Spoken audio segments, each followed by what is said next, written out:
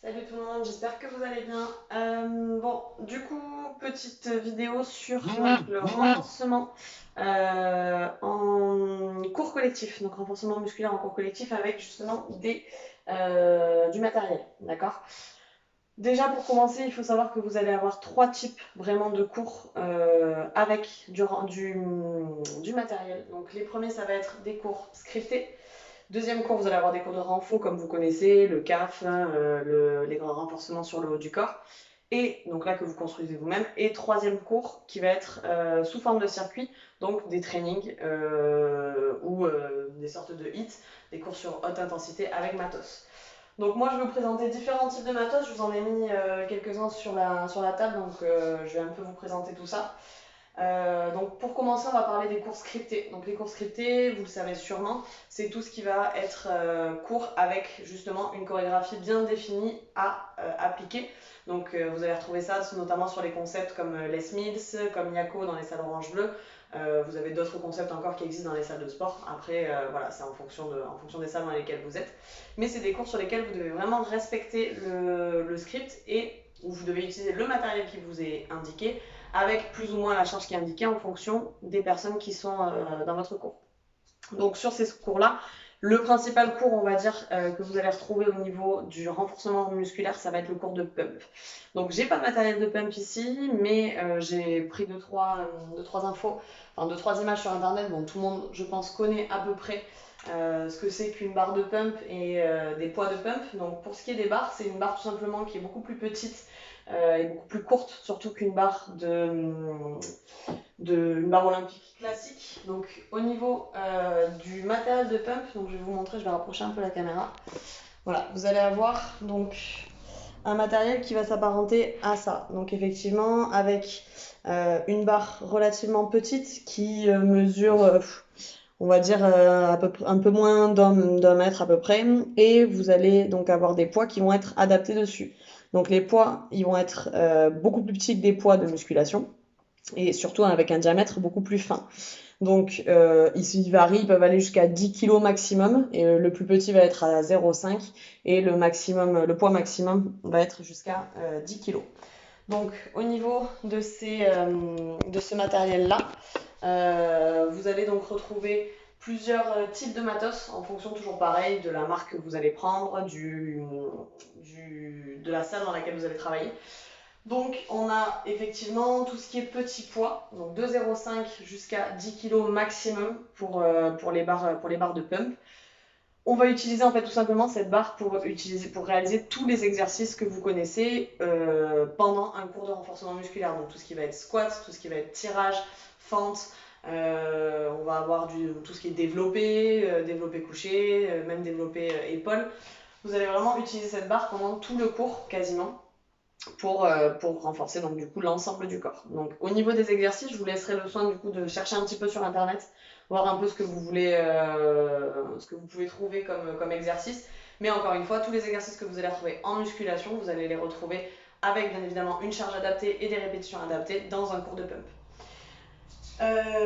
En pump, donc on prend toujours cet exemple, vous allez retrouver tout ce qui est donc poids libre aussi, puisqu'on va utiliser la plupart du temps les disques, notamment pour par exemple des exercices sur le haut du corps, principalement. On va le retrouver aussi sur le bas, hein, mais c'est vrai que tout ce qui est élévation frontale, que ce soit élévation frontale, élévation latérale, développé au-dessus de la tête, écarté couché, des choses comme ça, vous allez les retrouver avec justement tout le matériel de pump. Poids, haltères, ça va vraiment dépendre en fonction du cours scripté. Donc, sur ce genre de cours, effectivement, au niveau des charges, au niveau du matériel utilisé, ça va vous être imposé. Donc, il faudra tout à fait respecter, puisque de toute façon, sur le script, vous allez avoir effectivement une gamme de charges en fonction des débutants ou pas. Et surtout, vous allez avoir donc la description de ce que vous allez faire comme mouvement et comme charge que vous devez choisir. Voilà, donc en pump en soi, on va avoir effectivement une barre, des poids et effectivement des poids libres à côté. C'est assez rare qu'on retrouve des lestes ou des choses comme ça en pump, ça va vraiment être barre et poids libres. Voilà. Donc ça, c'est pour la partie vraiment cours scripté. Ensuite, vous allez avoir un autre type de cours qui va être les cours dont on a déjà parlé, les cours de renforcement musculaire que vous allez créer vous-même. Donc cours de renforcement musculaire sur le bas du corps ou cours de renfort sur le haut du corps. Donc là encore une fois, vous allez pouvoir utiliser une barre, donc ça sans problème, une barre de pump avec des poids, mais il faut quand même faire attention à pas du coup découler sur cette discipline-là. Vraiment, quand vous faites votre cours votre cours à vous, en fait, votre cours pas scripté justement, votre cours de renfort, votre cours CAF ou haut du corps, il faudra quand même vraiment se différencier du cours scripté. Donc c'est-à-dire que si vous utilisez une barre, faites en sorte que le cours soit pas identique. Donc on peut effectivement utiliser une barre, ce que vous allez retrouver principalement en cours de renforcement musculaire pour le bas du corps, vous allez avoir le lest. Donc le lest, tout simplement, c'est un strap qui s'accroche au niveau de la cheville, on le met autour de la cheville et on l'utilise pour tous les exercices du bas du corps que vous connaissez. Donc tout ce qui est élévation, au niveau des jambes, etc. Ou alors vous allez l'utiliser pour la quadrupédie, pour travailler les grands fessiers. Voilà. Après vous allez avoir l'utilisation de bâtons également avec tout simplement un manche à balai ou un bâton que vous avez dans les salles de sport. Ça vous allez beaucoup le retrouver en renforcement sur notamment les travails de mobilité ou alors tout simplement un travail de stabilité avec le bâton sur le côté pour se stabiliser notamment quand vous cherchez à faire des élévations. Vous allez retrouver pas mal aussi la charge libre que vous pouvez mettre sur le bas du ventre. Par exemple pour du hip thrust, des choses comme ça quand vous êtes allongé sur le dos, ou alors pour les abdominaux, on va chercher à utiliser des petits poids, des choses comme ça. Pour tout ce qui va être sur le haut du corps, on va retrouver les haltères, tout simplement, haltères en plastique. Ça, n'oubliez pas, voilà, on évite de prendre les haltères de salle de muscu pour le renfort parce que de toute façon, vous n'allez pas déjà parasiter une personne qui est en salle de muscu. Et surtout, c'est des petits haltères de 1 jusqu'à 2 kg que vous avez. Vous allez peut-être un peu plus lourdes, mais on les utilise pas vraiment. Pour tout ce qui est haut du corps. Donc sur la biblio haut du corps, on en a déjà parlé, on a déjà fait des exercices. Donc du coup, vous savez comment appliquer avec de la charge. Ensuite, vous allez avoir l'utilisation d'élastiques aussi notamment. Alors moi, j'ai pas tout à la maison. Sur les élastiques, vous allez avoir ce type-là, qui va être donc là relativement large au niveau des espaces. Donc là, c'est plutôt pour mettre sur les cuisses. Voilà. Après, vous allez en avoir des plus petits. Vous voyez, il y a quand même pas mal d'espace entre chaque truc. Il est quand même relativement large. Donc ça, c'est pour voilà, tout ce qui est utilisation plutôt pour le bas du corps. On peut le mettre jusqu'en haut des cuisses sans que ça serre trop. Sinon, vous allez avoir les élastiques un petit peu plus petits. Dans le même délire avec effectivement des numéros qui vont vous permettre de délimiter en fait l'intensité du travail parce que plus forcément vous allez resserrer, plus ça va être difficile et plus vous allez éloigner, plus ce sera facile puisque l'écart sera beaucoup plus important. Donc au niveau des élastiques, vous allez retrouver donc ce genre-là avec plus ou moins d'intensité, plus ou moins de résistance. Donc celui-là, voilà, comme je vous dis, il est large. Après, on en a des plus petits aussi, avec du coup forcément plus de numéros et un espace beaucoup plus petit. Donc ça, pour le renfort, ça peut être très intéressant que ce soit sur le bas du corps ou sur le haut du corps. Donc sur le bas du corps, vraiment, ça rajoute une tension. Sur le haut du corps, vous avez tout ce qui est travail, notamment avec la résistance. Donc on peut utiliser sur les triceps, on vient chercher derrière. On peut utiliser pour les épaules, on met d'un côté et on vient chercher sur le côté. Voilà, ça va vraiment être très intéressant de travailler avec l'élastique, tout simplement parce que vous l'avez peut-être vu au niveau du balistique contre balistique, je ne sais pas si vous l'avez encore vu, mais vous allez avoir un travail qui est relativement différent d'un travail avec de la charge, où là vraiment la charge elle reste la même tout le long, alors qu'avec l'élastique, quand vous tendez l'élastique, forcément ça va inclure une difficulté supplémentaire, et quand il se relâche, on a un relâchement aussi musculaire. Donc du coup c'est très intéressant de travailler avec des élastiques, notamment sur le haut du corps, parce que c'est vrai qu'on arrive vite à faire toujours la même chose si on prend que de la charge classique. On a donc ce type d'élastique là dont je vous ai parlé, on va avoir aussi celui-là. Donc les élastiques qui sont vraiment en caoutchouc, pas les élastiques en tissu. Ça en général on l'utilise un petit peu moins sur les cours de renforcement classiques style calf, abdos fessiers ou alors haut du corps. Parce que c'est vrai qu'on en a parfois moins en quantité et tout simplement parce qu'ils sont beaucoup plus larges et il faut souvent les doubler. Donc du coup voilà, ça reste des élastiques un peu moins utilisés, mais vous verrez on l'utilise pour d'autres cours. Ces élastiques-là, la couleur va varier en fait la résistance de l'élastique. Donc là, on est sur du bleu, il est relativement fin. Il en existe un encore plus fin qui est bleu clair. Après, plus vous allez monter en couleur, donc après, je crois que c'est jaune, orange et rouge, plus ça va être difficile, plus la largeur de l'élastique va être importante. On avait des noirs. Donc forcément, plus la résistance est importante, plus selon l'exercice que vous utilisez, ça va être plus ou moins difficile. Si vous l'utilisez pour une traction, par exemple, ça va être plus facile. Plus l'élastique est gros et large, ce sera facile. Ensuite, un troisième type d'élastique, on va retrouver ceux-là. Donc ceux-là qui vont peut-être effectivement être un petit peu plus utiles pour du renfort, pour des cours de renfort, je veux dire style abdos-fessiers, parce qu'ils sont un peu plus faciles à mettre, un peu plus adaptés, on va dire. Toujours pareil, donc là on va être sur du caoutchouc aussi. Et on va être sur un élastique qui permet de bien travailler le renfort. Donc pareil, au niveau des couleurs, c'est toujours la même chose, hein, les couleurs vont indiquer la difficulté, donc on a différents types de couleurs. Pareil, vous pouvez chercher sur internet sans souci. Pour ce qui est des cours de renfort vraiment classiques, vous pouvez également utiliser, si vous en avez beaucoup, donc ça c'est vrai qu'on n'en a pas toujours beaucoup, les Swiss Ball. Donc le Swiss Ball qui est un ballon en caoutchouc tout simplement. Pareil, on a des tailles plus ou moins différentes, donc là c'est du M. Bon, il n'est pas gonflé, hein, mais tout le monde je pense sait ce que c'est qu'un Swiss Ball. Il y a des cours carrément qui existent sur Swissball directement, donc là c'est vraiment intéressant de les utiliser. Après moi personnellement je n'utilise pas trop en renfort déjà parce que j'en ai pas suffisamment, et de deux parce que ça demande beaucoup de place, beaucoup d'espace, donc du coup j'utilise pas forcément. J'en ai parlé, il y a également les ballons de paille, je sais pas si vous connaissez, c'est un petit ballon tout simplement. Qui ressemble en fait un peu au Swissball mais qui est beaucoup plus petit, beaucoup plus maniable et qui va être utilisé beaucoup notamment sur un travail d'abdos ou d'adducteurs. Je vais vous montrer si j'arrive à me connecter. C'est un tout petit ballon qui fait... attendez, ballon de paille.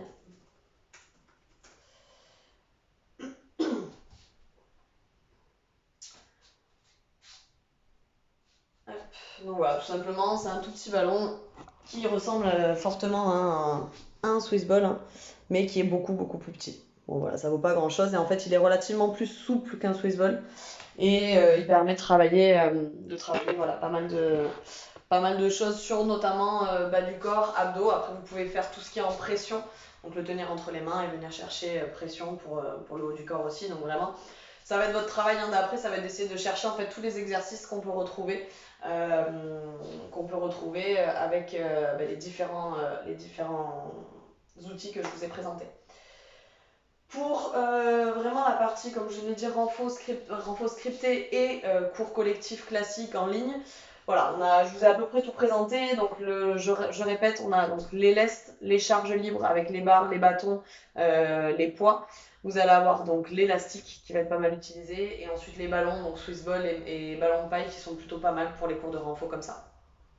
Enfin, et là, ça sera vraiment probablement le plus complet, ça va être au niveau des cours sous forme de circuit. Donc tout ce qui va être training, hit, cross-training, des choses comme ça. Où là, vous allez utiliser pas mal de matériel qui va vous permettre en fait de diversifier vraiment votre activité. Donc ça, c'est intéressant. Donc on va retrouver pas mal de choses. Donc j'ai quelques trucs ici, j'ai pas tout, hein. Donc ce sera aussi votre travail un peu à vous de chercher qu'est-ce qu'il peut y avoir d'autre en renforcement comme matos. Bon, je vais commencer par le TRX. Alors moi j'ai la marque TRX, hein, mais il n'existe pas forcément. Il existe des sangles, tout simplement. TRX, voilà, c'est les sangles, donc je pense que tout le monde connaît. On a différentes positions pour ces sangles-là, donc je vais pas le sortir parce que arranger c'est galère. Donc voilà, c'est des sangles qui s'accrochent en fait, soit à une porte, soit à une fenêtre, peu importe, du moment qu'on a une poutre ou quelque chose pour les accrocher. Et en fait, avec ça, vous pouvez travailler vraiment tout un tas de choses. Donc je vous invite à regarder sur internet. Chez Decathlon, ils ont carrément la notice sur internet, puisqu'ils vendent ces sangles-là. Et ça, c'est vraiment intéressant parce que vous renforcez vraiment l'ensemble du corps avec tout ça. Donc vous pouvez travailler aussi bien le haut, le bas, les abdominaux, vraiment tout. Donc le TRX, moi je l'utilise pas mal en training notamment, parce que c'est vrai que comme il est très complet, c'est un outil qu'on peut vraiment utiliser. Alors après c'est sûr qu'on n'en a pas, les salles de sport n'en ont pas 40 la plupart du temps, donc c'est aussi pour ça qu'en fait on ne peut pas l'utiliser en cours collectif où tout le monde fait la même chose, mais qu'en circuit c'est vraiment intéressant justement pour ça. Vous allez avoir tout ce qui est briques. Alors ça, vous allez surtout retrouver, notamment dans les cours de yoga, les cours un peu pilates, etc.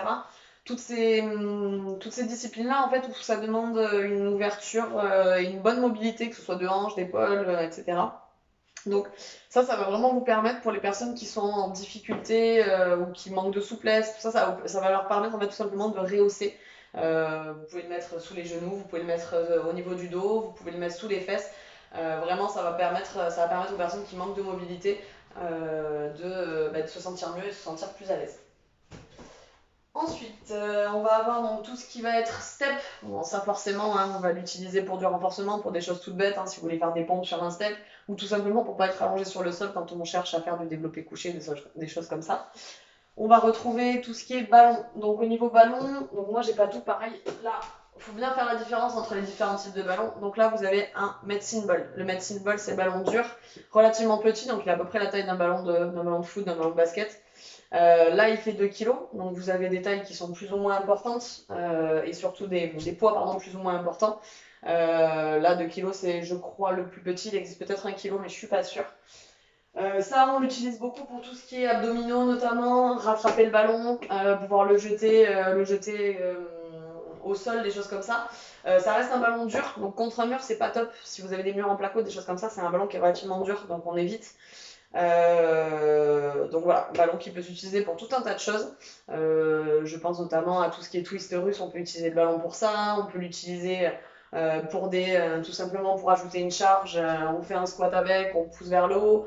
Voilà, ça peut vraiment être un matériel qui peut s'utiliser pour plein de choses. Donc je rappelle, hein, ça fera partie de vos exercices après ce cours. Le ballon qui existe aussi, ça va être le wall ball. Donc le wall ball qui lui va être un ballon qu'on peut jeter contre le mur. C'est fait pour. Bon, bien évidemment, si vous avez un mur hyper fragile, ne le faites pas. Donc le wall ball, c'est un ballon qui va être beaucoup plus gros dans un tissu un peu différent, puisque c'est vraiment un ballon en tissu, tout simplement. Alors, la plupart du temps, c'est du cuir. Voilà, c'est des ballons qu'on utilise pas mal, notamment en crossfit, hein. Mais c'est un ballon, donc pareil, avec différents poids, qui va s'utiliser, qui est beaucoup plus gros et qui va s'utiliser pour différents types d'exercices. Mais ça s'appelle wall ball, donc la première utilisation, effectivement, c'est de le jeter contre le mur. Donc c'est, je vous dis, un ballon qui fait à peu près cette taille, qui est quand même relativement gros, pas forcément très maniable, donc effectivement, on ne peut pas tout faire avec.